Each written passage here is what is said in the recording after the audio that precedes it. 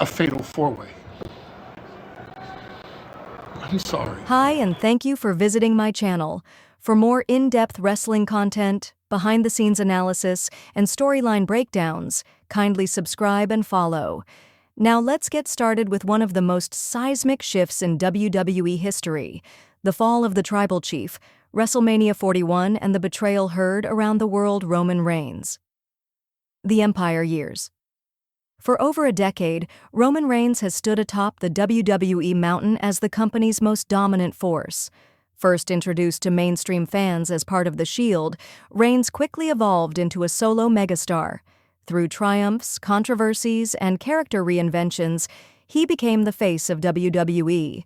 Reigns' transformation into the Tribal Chief marked a creative and cultural high point, earning praise for storytelling depth and long-term character evolution. His run as the undisputed WWE Universal Champion was historic. With a reign that surpassed 1,300 days, he dismantled names like John Cena, Edge, Daniel Bryan, Drew McIntyre, Sami Zayn, and Brock Lesnar. WWE built the Bloodline faction around him, turning it into a Shakespearean saga of loyalty, betrayal, and family dominance. He manipulated and ruled over his cousins, Jimmy and Jey Uso, and later Solo Sikoa, enforcing a strict hierarchy with Paul Heyman as his ever-loyal wiseman. But as WrestleMania 41 approached, subtle cracks began to show. Reigns was still the champion, still dominant, but his grip on power seemed to waver. The loyalty within the bloodline began to falter, and key figures in WWE were quietly stepping into the spotlight. WrestleMania 41. The stage is set. WrestleMania 41 was billed as a night of reckoning, with Reigns defending his title in a triple threat match against CM Punk and Seth Rollins. Each challenger brought decades of story with Reigns. Punk had unfinished business dating back to the early 2000s, and Rollins knew Reigns inside out from their time as brothers in The Shield. But this wasn't just about titles. It was about legacy, loyalty, and retribution. The stakes weren't just gold, they were generational. Rollins represented unfinished vengeance. Punk, a returning icon, was seeking justice and closure. Reigns, he was fighting to keep his dynasty alive. Subtle clues and promotional absences. As the road to WrestleMania intensified, fans began noticing odd absences. Roman Reigns wasn't featured prominently in promotional posters for post-WrestleMania events like Backlash and Clash at Paris. These shows instead highlighted stars like Cody Rhodes, Rhea Ripley, Seth Rollins, CM Punk, and even Jacob Fatu. This subtle shift suggested that WWE might be preparing to reduce Reigns' full-time presence. Insiders from PW Insider and Fightful began hinting at a potential part-time run, citing physical tolls and Reigns' Hollywood ambitions. His role in movies like Fast and Furious spin-offs showcased his crossover potential. With John Cena blazing the trail before him, the writing was on the wall. Reigns was transitioning. The match, Chaos in the Coliseum, WrestleMania 41, Las Vegas, Allegiant Stadium. The lights shimmered across a sea of 70,000 fans. The main event was electric before it even began. Reigns, flanked by Solo Sikoa and Paul Heyman, made his iconic slow march to the ring, championship belt slung over his shoulder like a king wearing his crown. Every movement exuded power, dominance, and certainty. Across the ring, CM Punk seethed with veteran resolve, and Seth Rollins dazzled in a robe of fire, eyes locked on the man who once called him a brother. The bell rang, and what followed was nothing short of a war. The match spilled over barricades, steel steps, and commentary tables. Reigns was ferocious, delivering Superman punches and brutal spears. Punk countered with GTS attempts, and Rollins soared with frog splashes and suicide dives.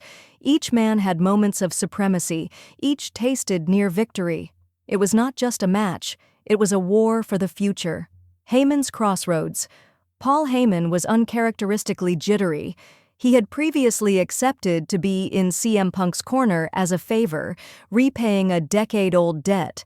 Meanwhile, Seth Rollins had spared Heyman on Raw, telling the Wiseman that he now owed him one. Heyman was caught in a moral tug-of-war, a character pulled between the past, present, and future. He knew betrayal was in the air, but who would be the betrayer? Who would be betrayed? The breaking point. Solo Sikoa strikes. As the match neared its climax, Roman prepared to deliver the final blow to Rollins. He turned to Solo Sikoa, barking orders, demanding a chair, the same method he used to secure victories countless times before. But Solo didn't move. The air grew still. Roman's eyes flared in disbelief. "Give me the chair," he ordered. Solo stood frozen, and then, in a moment that shattered the WWE universe, Solo raised the steel chair and cracked it across Roman Reigns' back. The thunderous impact echoed. Reigns fell to the mat, stunned and betrayed. Heyman pleads, Solo destroys. Paul Heyman scrambled into the ring, weeping, confused, begging Solo to reconsider, but Solo, stone-faced, driven by years of repressed emotion, delivered a Samoan spike to Heyman. The wise man crumpled. The emotional heartbeat of the bloodline was silenced. Rollins crawled over, shocked but opportunistic. He hit the curb stomp. 1, 2, 3. History was made. Seth Rollins stood as the new, undisputed WWE Universal Champion. But the moment wasn't about him. The aftermath. The Empire collapses. The cameras captured the image that would define this era. Roman Reigns, bloodied and broken, staring up at Solo Sikoa, his once loyal enforcer turned executioner. Solo climbed the ropes, raising the steel chair high as if it were the head of the king he had just overthrown. The stadium roared with a mixture of disbelief, betrayal, and awe. In the days that followed, WWE exploded with speculation. Did Solo plan this all along? Was this the final fracture in the Bloodline dynasty? Could Roman Reigns ever recover? Backstage segments showed Jey Uso watching from a distance, his eyes wide with a mix of vindication and uncertainty. Jimmy, once broken and banished, remained silent. The bloodline had imploded from within, and the shockwaves were just beginning to ripple across WWE. Roman Reigns, legacy in the shadows. Roman's story isn't over, but the throne is empty. He may re-emerge, perhaps changed, perhaps hungrier than ever. Or he may quietly fade, transitioning into Hollywood, special appearances, or one last epic feud. WWE seems to be moving forward.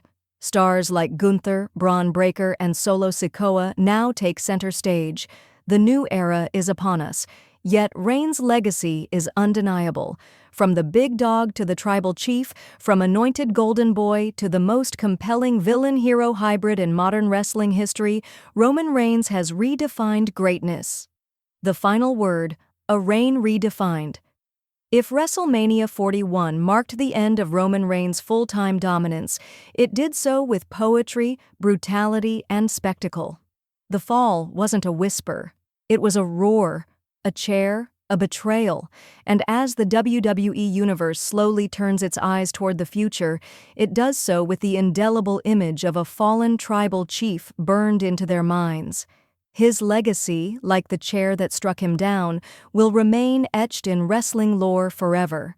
This was not just the fall of a champion, it was the fall of an empire. Thank you for watching.